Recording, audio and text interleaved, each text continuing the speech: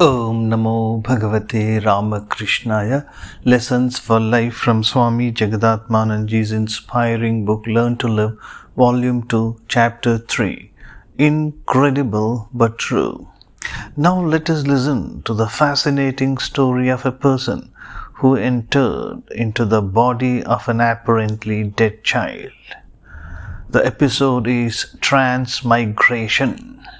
Stevenson has reported another strange incident about getting a new life without undergoing the process of conception. It is a peculiar incident where the body of a 3.5-year-old boy became the habitat for another soul. This took place at Rasulpur in Muzaffarpur Nagar of Uttar Pradesh in 1954. Jasbir, son of Giridhar Lal Jat, was suffering from smallpox. The disease grew acute and one day the child Jasbir died. Giridhar Lal contacted his relatives in the village for cremating the boy. As it was late at night, they decided to hold the cremation next morning. However, 2 or 3 hours after he had been declared dead, Jasbir's body showed signs of life. After some time, he began to breathe steadily. The emaciated boy recovered soon and began to speak. When he spoke, others realized that some other soul had got into the body of Jasbir.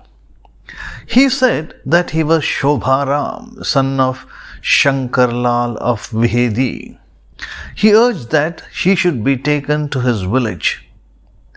Proud of his Brahminical origin, he refused to eat food in the Jat's house.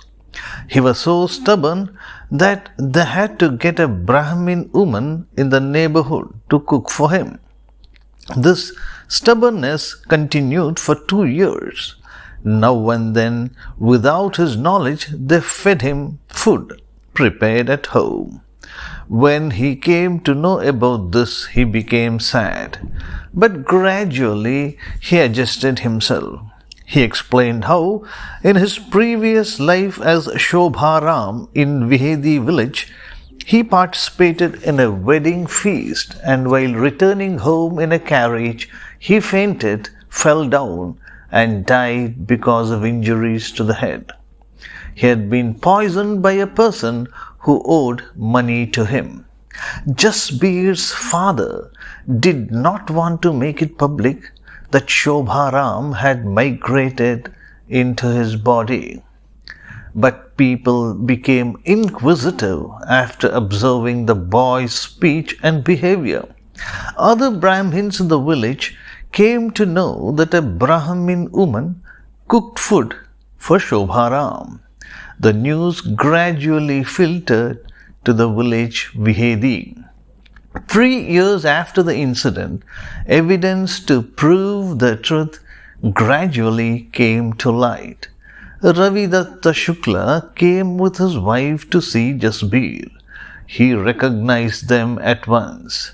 When Shankarlal and other members of the family came from Vihedi, he recognized each one of them and spoke to them lovingly. Some days later, he was brought to Vihedi and left near the railway station. He easily recognized the way home. Even when he was given wrong directions, he spotted his destination correctly. He knew all the details of the Tyagi family.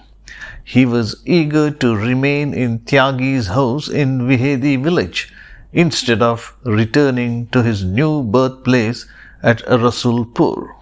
Once, while reluctantly returning to Rasulpur, he wept bitterly. Though he was housed in a boy's body, he considered himself an adult.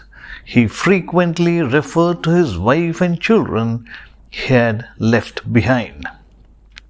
In his conversation, he was conscious of his identity as Shobharam.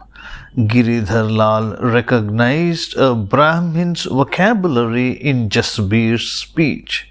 At first, he got angry with what he considered the boy's idiosyncrasies, but on knowing the truth, he looked upon him with due respect.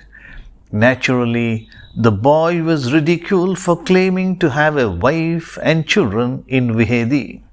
The family's reluctance and repeated ridicule and admonition forced him to give up talking in that manner. Whenever he visited Vihedi, he behaved very intimately with the son of his previous birth. The Jats did not approve this and discouraged the visits. Stevenson asked the boy whether between his death as Shobharam and reappearance in Jasbir's body he had any supersensory experiences. He said, "A sadhu appeared before me and advised me to take shelter in Jasbir's body. Even now, when he had moments of crisis, he would sometimes get guidance from the sadhu." In order to study the event thoroughly, Stevenson visited Muzaffarnagar several times between 1957 and 1974. Recently, Jasbir was married to a girl from the Jat community. He is now well adjusted to his new father, mother and brothers. He is slowly forgetting the incidents of his previous life. Om Shanti Shanti Shanti. Hari Om Tat Sat. Shri Ramakrishna Arpanamastu.